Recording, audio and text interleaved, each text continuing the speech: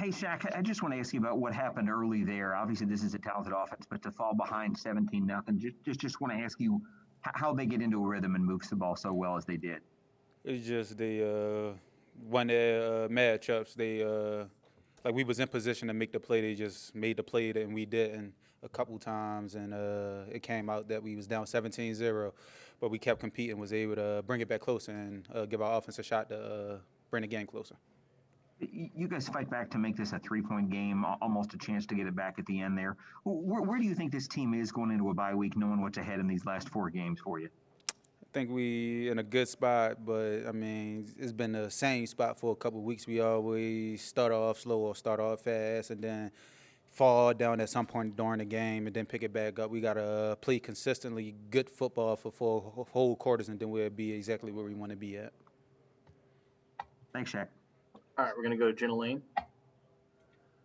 Hey, Shaq, what was working so well for you guys there in the second quarter? It seemed like that was when you guys really started to get more pressure on Patrick Mahomes. I think Coach Bowles switched up the defense a little bit and just gave us a chance to get after the quarterback a little bit more, and we was taking advantage of it, trying to get him off his spot as much as possible and keep him in the pocket as much as possible too.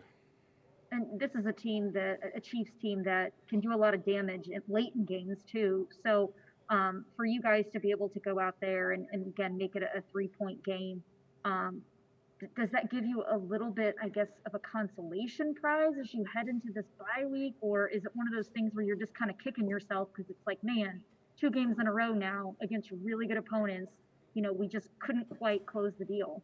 Yeah, I don't think there's no consolation prizes. They did exactly what they needed to do to win a game, and we didn't. So you can say we played better, but we still didn't win a game.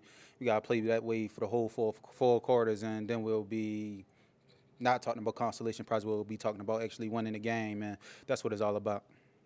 Thank you. All right, we're going to go to Scott Reynolds. Shaq, you had most of your sack production rushing from the right side last year. You rushed, I think, exclusively from that side tonight, had a sack, fumbled, was critical in the game. What led to you and JPP switching sides? Was that something you guys did, or was that the coaching staff deciding to switch you? Coach Foot, our position coach. It was the guy that was on that left tackle was a favorable matchup for me, and the right tackle was a favorable matchup for JP. So we ended up practicing like that the whole week and ended up switching sides. And closer to the end of the game, we ended up switching back.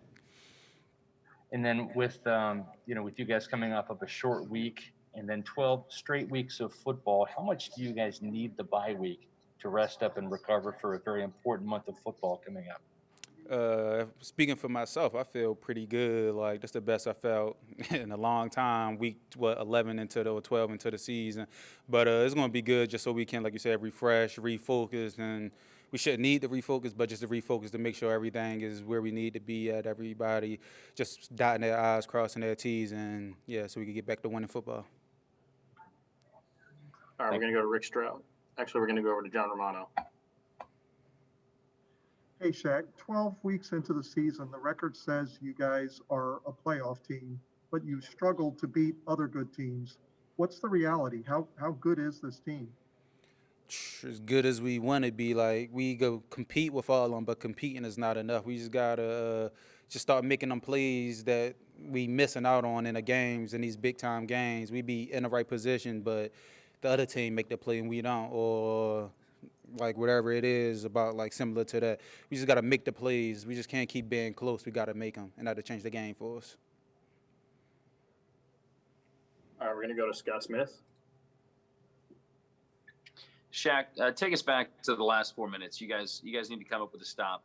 And no matter how much pressure you bring or how close you seem to get to Mahomes, he's just got that escapability, able to scramble out, run for the first down. I mean, how frustrating was that the final 4 minutes when you guys needed that stop?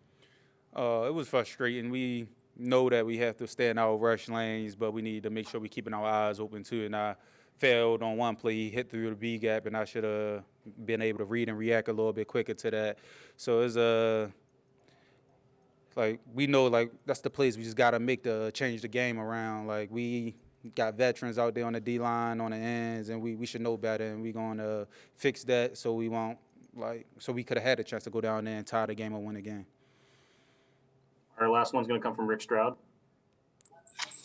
Shaq, it's you had an interception, I think, called back because of an offsides. You guys had a couple false starts on defense, encroachments. How disappointing is that? You've been so good with penalties this year.